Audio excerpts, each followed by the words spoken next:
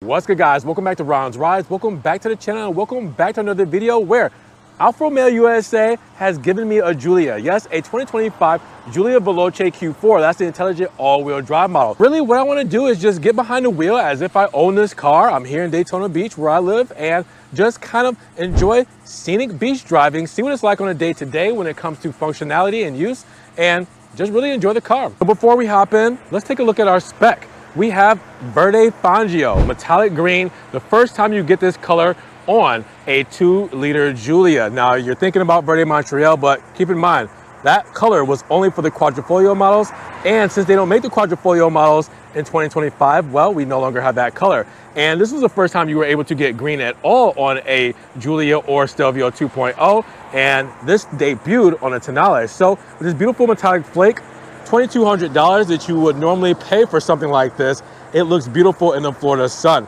Now, everything else you see here comes standard when it comes to the front fascia. The 3+3 LED lights, black housing, switchback indicators between bright white and amber, looking brilliant. The Scudetto and Chalobo up front, dark meat-on finish with the aggressive front fascia as well, redesigned for the 2024 model year and carried over here in 2025. Now, you guys also will see we do have black mirror caps.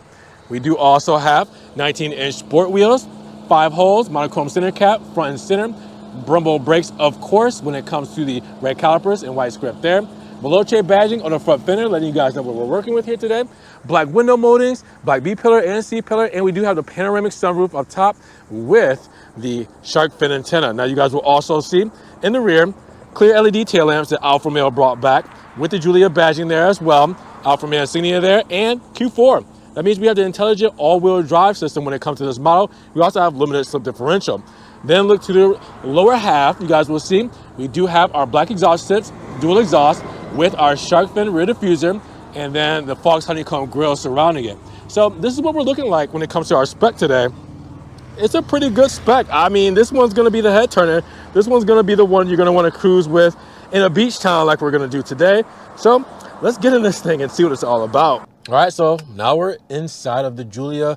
Comfortable sport seats done in Nero, as you guys will see, with the perforation, the bolstering, the extra thigh support, all that good stuff there. And I did drive it here, so I'm somewhat comfortable with the controls. I wanted to kind of get that going right off the bat. Now, I really haven't placed my overall seating position and everything like that too well. I'm kind of far back, so I'm gonna move it forward just a little bit. Remember, we do have a manual adjust telescopic steering wheel, so I can kind of adjust this how I want it, you know. So I think this is, with my arm extended out all the way, I feel like that's a good point to have your steering wheel, you know, so you can still reach all the way and, you know, control it how you would like to. So we'll lock it into place from there. Now, of course, probably use those power shifters, right? Do some dynamic mode driving and things like that.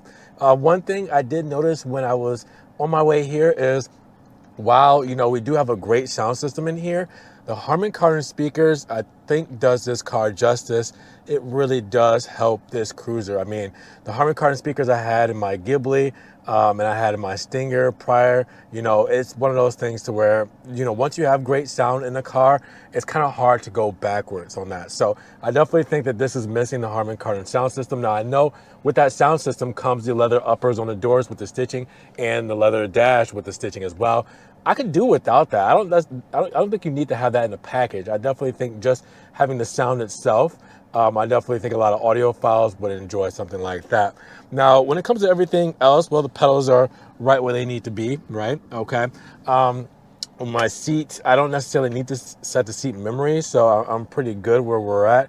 Mirror controls, you guys know you can use the dial here to twist it and do whatever mirror you want. Pull back and you can fold the mirrors in. So in an instance where I'm on the side of the road, yeah, it's good to fold those mirrors in. But once you lock the car, you do have it to where the mirrors will fold in. So that's good to know, right? When it comes to charging, so you do have 2 charging ports here. You have the USB 2.0, which I brought that, okay? So you have that charging up front.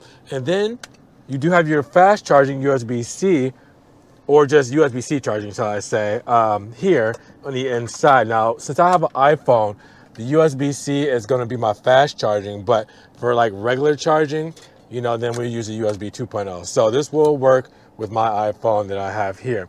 All right, but you also have a USB 2.0 inside of here and an aux as well. So you can do C 2.0 or just a 2.0 up top. All right, so we got that there. That's all good and dandy. The key fob, that's a perfect place for it. That's the key fob holder. So it feels good sitting right there. And yeah, for the most part, I think when it comes to everything else, you know, depending on what you guys want in your speedometer there by pressing this in and changing between the different layouts, you know, I like the one that looks more traditional. It's nice, it's digital, you know, but I like the traditional layout when it comes to the dash. Now, Alfa Romeo USA did give me a full tank of gas. A full tank is around 450 plus miles. Now I'm at 439 on this tank. I do plan on depleting this. Okay, I'm driving this across the state of Florida. As I don't think that's in the clause that I can't. So I'm going to drive it. I'm going to get the use out of this thing. But I will be putting gas back in it, of course, just so I can show you guys that process as well, but also give them some fuel. But yeah, 450 miles on a full tank, that's not bad. You know, that's a pretty decent size for this size vehicle. Also, CarPlay.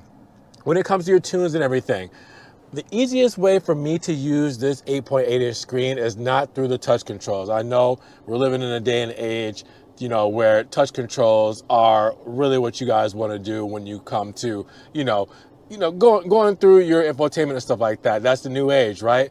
Alpha system is a little old, okay, since 2020, and it's a little slower and laggier when you actually use the touch controls versus using the analog dial and the home and settings button here, because I feel like I can get around. Look at how I zip through this. I can get around a lot easier when it comes to using the analog dial. So I feel like this is actually more superior than actually using the touch controls. Now, keep in mind, Alfa has kept this system even in the 2025 model because of two big reasons. One, if they were to redo this, I was told from an ex-Alfa Romeo USA employee a year back or so that to do that, they would have to crash test, R&D, all that stuff, and get the safety regulations and everything to redo this dash to fit Uconnect 5, which is in the Alfa Romeo Tonale. Okay? I get it. The price it would be to do that, to put the Uconnect 5 system and that overall new look inside of this dash, to update it, $80 million. And that's probably a rough estimate, but if it's anywhere past $50 million, that's still a crazy price for some R&D to, again, crash test, redo the dash, safety regulations, electronics, harnesses, all that stuff. When you do it from the ground up, it's different. So the Tonale had it from the ground up. This car was not built to have Uconnect 5, so you would have to redo this completely. So I get why this is still in here, and the second reason why it's still in here, and it's going to be in here for the next model year, and as in 2026 with this same Giulia setup, is because the Giulia is supposed to be redesigned. All right, so they were going to bring a new system in the new Giulia for the next generation, right? But that has been delayed, so we hear. Has been delayed and pushed back. So this model will live on another year or two. So in a 2026 model, you'll probably see the same Giorgio platform that you see here today, probably the same interior when it comes to the overall electronics and stuff. So you'll probably see this same infotainment in a 2026 model, making the technology when it comes to the infotainment around 6 years old. Keep that in mind. Once we get the next generation Giulia, this will be completely updated. But for now, you're going to have to deal with the laggy touch indicators and hard to see in the sunlight. Now, with that said, that's also bringing me to my next point is CarPlay. So I do have my phone here. I'm going to use the USB-C plug-in that I have here. And I'm going to do wired CarPlay. I already have my Bluetooth set up. So it's Alpha Connect. I'm going to plug this in. Okay, plugged in. It should ask me about CarPlay. We'll see. Yep, there you go. CarPlay pops up. We're going to turn down the volume there. Okay, CarPlay. I'll just use that there. Or actually, will that work if I press it from there? I might have to unlock my phone first and pair it. Nope, looks like it works. So if I press it there, yeah, there we go. So CarPlay is here, like your normal phone. Okay, so I have all my apps and things like that. Target app, Electrify America. We got the CarPlay GPS and everything there. So you do have wired CarPlay here. Now, if you want to go back, you want to have your phone plugged in, but you don't want to necessarily use CarPlay here, you can press Alfa Romeo and go back to Alfa Romeo's in-house system. Okay, but if you want CarPlay, press CarPlay there and you are here. All right, so you can do that from here, which is so helpful. I love CarPlay. It's not everybody's cup of tea, all right, but I love this. I love the interface. It gives it a fresher look, and because it's updating things on my phone, I can update what I have on my CarPlay, and then on my phone, and then it will show up on my CarPlay. So I do love that as well. So again, this is one of those things to where, it just makes sense, right? Okay, so overall, I mean, really to get ready, I think we've done most of the things we need to in order to get on the road and, kind of enjoy this drive around scenic Daytona Beach, Florida. Let's take it to the beach. Let's see how it drives, and let's see how we're going to really like the Alfa Romeo when it comes to this Q4 intelligent all-wheel drive. Our DNA drive mode selector here between advanced efficiency, all right, best for fuel economy, best for cruising, cruise control, highway. We'll probably use that a lot more once we jump on the highway, but neutral, I always say neutral, natural, all right, it's gotta be natural to say natural, all right? So natural mode, everyday traffic, which will be today, when we're going bumper to bumper, when we're, kind of just going to stop and go between traffic lights and things like that, your casual, everyday, natural driving, right? And then of course, dynamic, that's when we want to uptake things a bit, just kind of get up there, get up to our speed, really be kind of driver focused. You want to use those paddle shifters, you really want to get the most out of the Giulia and get the driving experience and thrills that this car entails. Well, that's the way to do it, and it's in our dynamic mode. But for now, I think because we're not on the highway, and I don't really care about the fuel economy at this moment. I mean, give me what you got in natural mode. Let's do some bumper to bumper traffic driving or just some scenic beach cruising and just kind of see how this plays out. Now, you know what people say when you get a car, like when you first buy a new car, that's the only car you see, like you see it out on the road. It's just so ironic because obviously a lot of us don't see Alfa Romeos too often, right? At least where I'm at. I've seen like 3 today since I've been driving around this Giulia. I know for sure I saw a blue Tonale. I saw a silver Giulia, and I'm not sure if it was the Lunaria white or the silver. I saw it pass by me, and I think I saw another one. I don't remember specifically, but it's a real thing. Already gotten a compliment on it. I didn't have the camera rolling, of course, as well. I was setting it up here. A guy was looking and he told me to roll down the window. He's like your wheels. I was like, thanks.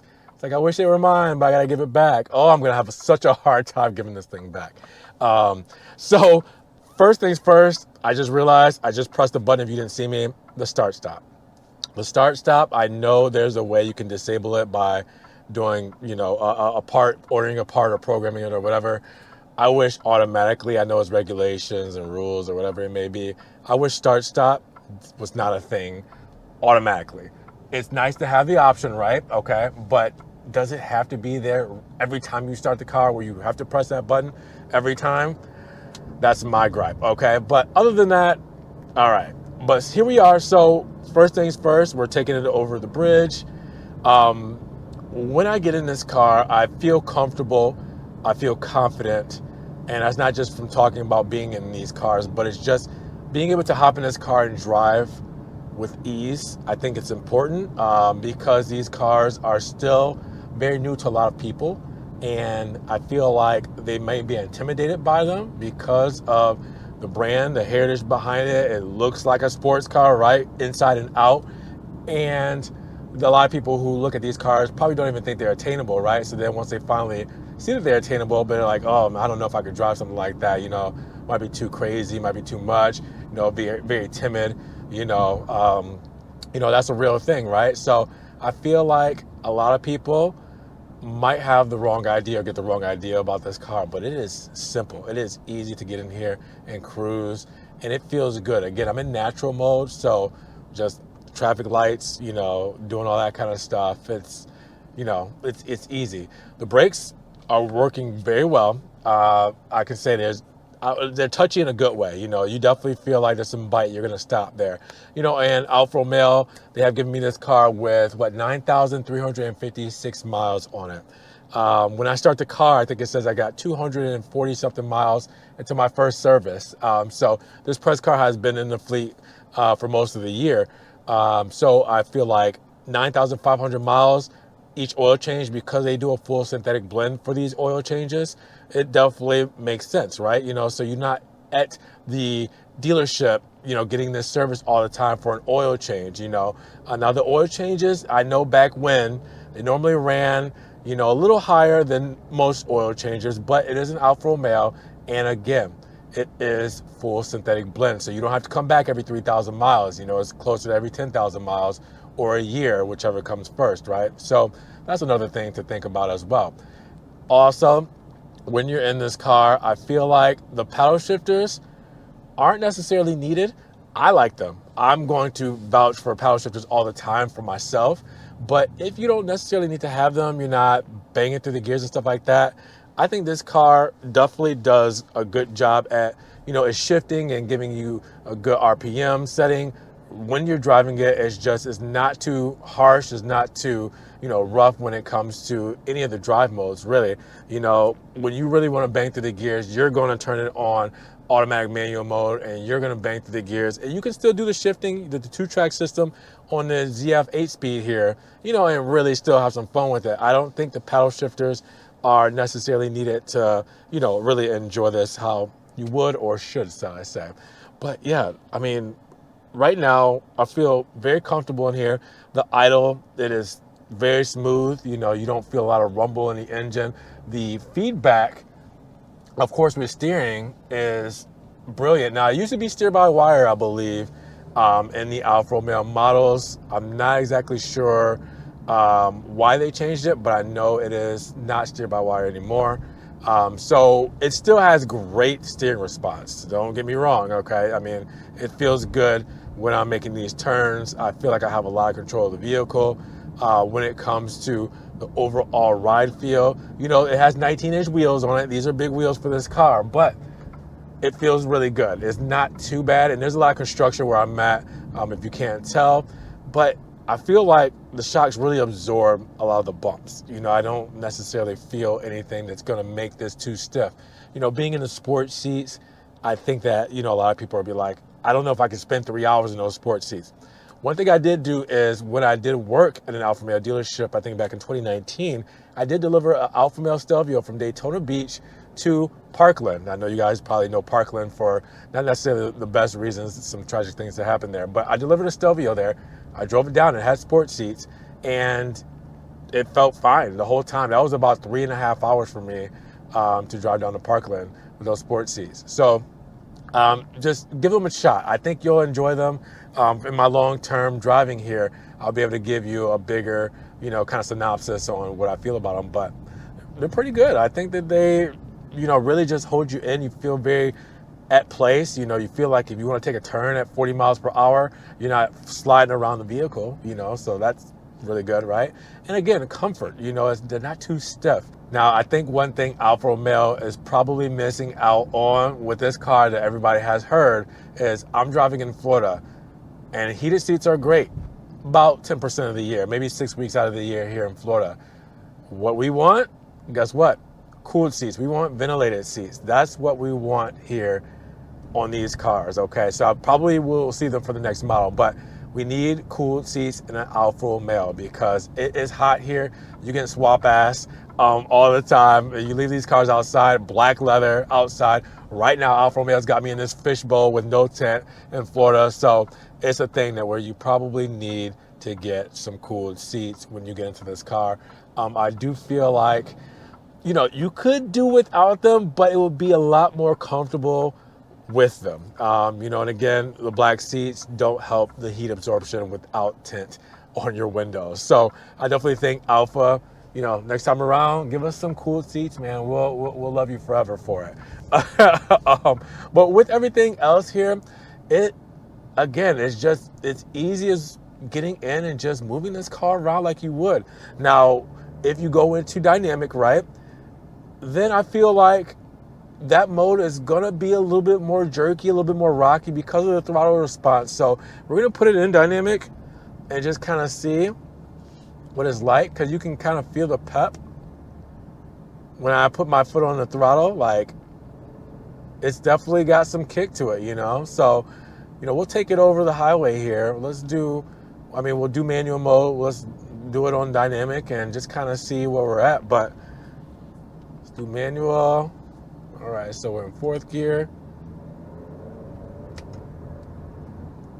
Okay, I'll crank it down a little bit. Alfa Romeo, I know we're not speeding. We're doing a speed limit. I know you guys got a low jack on this thing. You know if I'm speeding or not. But yeah, it sounds good. And again, for the 2-liter, I mean, it's going to be a 2-liter sound, but you definitely hear it in the cabin. And I do enjoy that you kind of know you're stepping on that, especially when you're letting the RPMs ride when you're in manual mode. Soft feel a little bit to the pedal, but definitely once you get it going, it's you feel it. I mean, you can see me going back and forth with this. It's not theatrics, okay? That's how it's got me moving. Downshifts definitely sound good. Okay, so you're definitely gonna hear some things there, but it's not bad when it comes to just overall drivability. Again, I feel like this is very user friendly, you know, when it comes to where the controls are on the steering wheel, when it comes to the paddle shifters on the steering wheel, when it comes to the ease of the drive mode selectors. All right, you only got 3, you can't mess it up. You know, and yeah, I mean, we can kick it up and have some fun. And again, it's nimble. You know, like if I need to dodge a pothole in the construction or whatever, like I can move. You know, I can move and groove. You know, so it's nice. You know, I definitely think that really it's such an aging platform, but they really shot themselves in the foot because they were ahead of their time with this Giorgio, and being able to drive this so well, 50/50 weight distribution, carbon fiber drive shaft, being able to enjoy this on a day-to-day, but then if I really wanted to take it up a notch, I can, and it's almost too perfect. Like, how do you top this platform? What do you do to make this better? You know, and we know that the Stella Large platform is next, all right, or the STLA. And it's not this platform. Now, I can't speak on it yet because we don't have it yet. But at the same time, will it outdo the Giorgio platform? That's the real question. And I don't know if we have an answer to that. You know, that's going to be a tough one to a tough pill to swallow in a sense. You know, like, how do you do better than what we have here in front of us? I don't have many criticisms besides outside of the ones that I made, and they're very minuscule, you know, compared to anything else. Like, this is wonderful. This is easy. This is enjoyable, and I haven't barely scratched the surface. You know, once we in another video take it on the highway and really get to use it and open it up, I feel like I'm going to fall in love with this even more, and it's going to be even harder to get rid of this. Alpha, are you selling this one? Or, you know, hey, let's do a long-term lease. Let's do a long-term, like, give it to me for another year. How about that? Let's work something out, because this is too good. This is too good to give up. And this is definitely going to coax me into getting into an Alpha even quicker, you know. So I definitely think that this they knew what they were doing here, because they knew what I wanted, and now they're gonna give me this. And I feel like I can get into any Alpha and feel this way. It doesn't have to be a Giulia Veloce Q4, you know. But this is nice to have, but it doesn't have to be this. But easy. I love this so much, guys.